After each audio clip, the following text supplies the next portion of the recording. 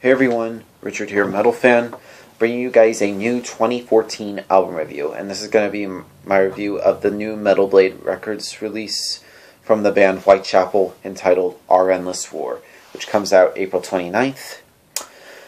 Now this is their 5th studio album, and this is the follow-up to the 2012 self-titled album. Now a lot of people were highly anticipated of this album. And this album had actually leaked before, and I actually was curious and I wanted to check it out. And I went with this with an open mind because some people, from what I've heard, there's a bit of mixed feelings. Like there's either some people liked it, some people don't like it, or there's sort of like a middle ground where it's okay. In my honest opinion, I think this album is an album. It feels like it could have been better. I was expecting a bit of a step up from self-titled, but honestly, in my opinion, I think it didn't really do that well. I mean, it's a it's an okay album, but let's get into the main things about this album. One thing start off is the production. The production is pretty okay. It's not as good as it was on self-titled or even A New Era of Corruption, and it feels like the production could have been a little bit better.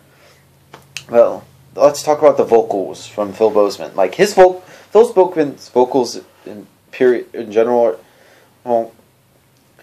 they sound pretty good. They kind of sound a little bit different, on this album. But for the production, I feel like he uses there's a bunch of different vocal effects that they're using, and I feels like it's a little bit overproduced, and makes it kind of for me.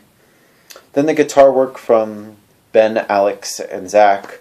It sounds pretty good as always. They're still fucking great players. I feel like on this album they're kind of experimenting a little bit, which is similar to like self-titled, but I feel like they're continuing on, which is Then we get to the bass playing, which I can actually hear the bass a little bit more than on self-titled, which is pretty good.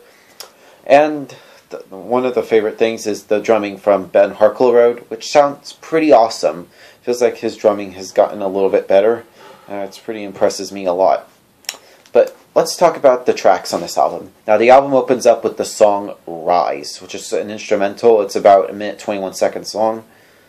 It's sort of a very different thing for Whitechapel, similar to what you're going to expect when you listen to this album. It starts off with a little snare rolls and some acoustics, which is, you can tell it's going to be a different album from Whitechapel when you listen to it. But then which then leads it to the next song, which is the title track of the album, Our Endless War. Which to me, it's an okay song. I really thought at first the lyrics were kind of cheesy. Like lyrically, it sings about sort of the world and sort of government and politics, which is a pretty interesting. I thought it was okay.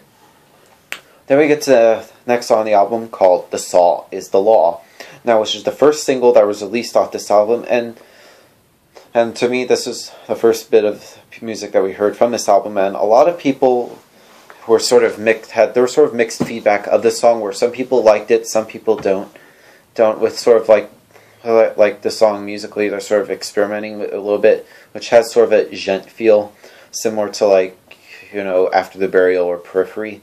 To me, this song is kind of to my honest opinion, it was okay, but it didn't really do well for me. Which then leads to track 4, Mono, which is another one of the better songs of this album. It's a damn good song.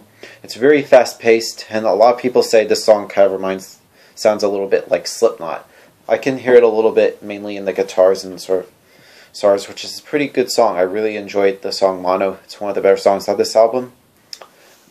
Next song is called Let Me Burn, which starts off it's an okay song. Has a very distorted intro. It's pretty okay.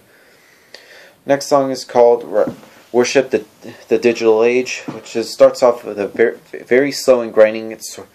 Then it sort of has the slow parts and some fast parts. It sort of goes like that, up, down. It's pretty interesting. Then we get to the next song called How Times Have Changed. It had some sort of weird vocal effects, and there's actually a bit of a spoken word thing, which is pretty interesting.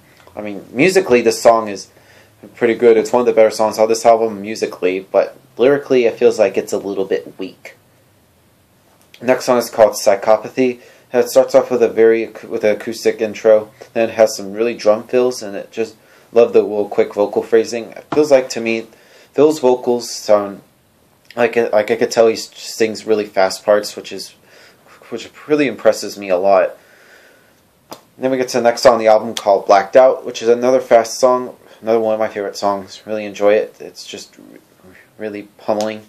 Then we get to the last song on the album, if you get the standard edition, which is Diggs Road. It starts off very slow and eerie. It's eerie and dark, but then it sort of picks up from there. It's a pretty good song. Then, of course, let's talk about the 2 bonus tracks for those of you who are going to get the special edition. Well, we get to talk to the first bonus track, A Process So Familiar. Really love the drumming from Ben Harkleroad. It's another one of his best performances on this album. It's just a really pretty good song. I really love that. Love the harmonizing guitars, which sounds pretty awesome. Then we get to the last bonus track, and the last song off the special edition, Fall of the Hypocrites. Just a very heavy song. It's just very groovy.